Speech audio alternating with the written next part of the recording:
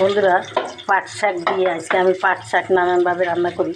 আজকে আমি পাট শাক দিয়ে, কাঁঠাল বিচি দিয়ে, ইচা শুটকি দিয়ে রান্না করব। সেই জন্য আমার লাগবে, এই যে দেখো আয়োজন করছি এগুলো। এই যে কাঁচামরিচ তুলে রেডি করছি।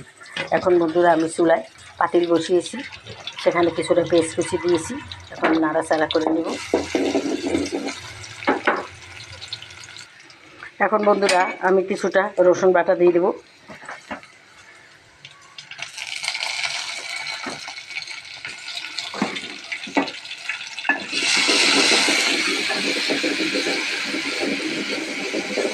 পেঁয়াজ রসুন বাটা একসঙ্গে দিয়েছি।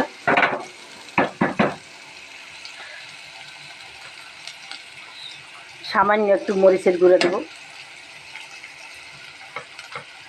সামান্য একটু হলুদের গুঁড়ো দেব।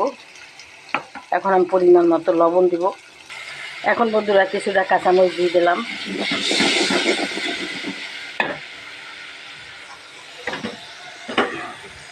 ইচা শুটকিটা অ্যাড করে দিলাম। আবার সুন্দর করে একটু কষিয়ে নেব। তাহলে তোমরা দেখতে থাকো আছে কাঁঠাল বিচি, পাট শাক এবং ইচা শুটকি রেসিপি। এখন বন্ধুরা আমি আগে কাঁঠাল বিচিটা অ্যাড করে নেব। কাঁঠাল বিচি দিয়ে একটু কষিয়ে নেব, সামান্য একটু সেদ্ধ করে নেব। তারপরে আমি পাট শাকটা অ্যাড করে দেব।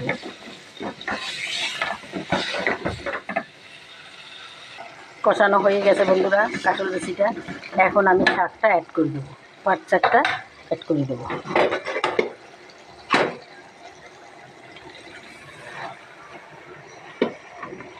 নতুন একটা রেসিপি বন্ধুরা, এই রেসিপিটা আমি আর আমার ভিডিওতে কখনো দেই না, এই প্রথম দিলাম বন্ধুরা। সাথে একটু মুসুরির ডাল দিয়ে দিলাম। মুসুরির ডালটা ধুয়ে পরিষ্কার করে মুসুরির ডালটা দিয়ে দিলাম। এই ডালটা দিলে আরও টেস্ট হবে, আরও স্বাদ হবে। তাই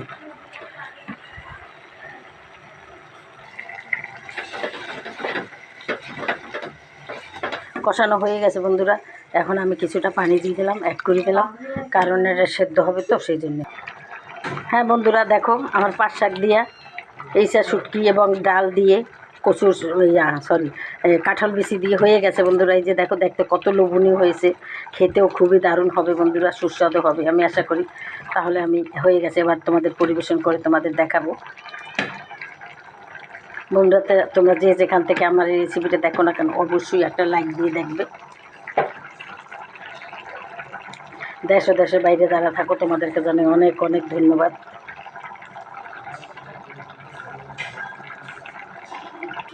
তাহলে দেখো বন্ধুরা, আজকে আমার কাঁঠাল বিচি, চিংড়ি শুটকি এবং ডাল দিয়ে কাঁঠাল পাটের শাক দিয়ে রেসিপি।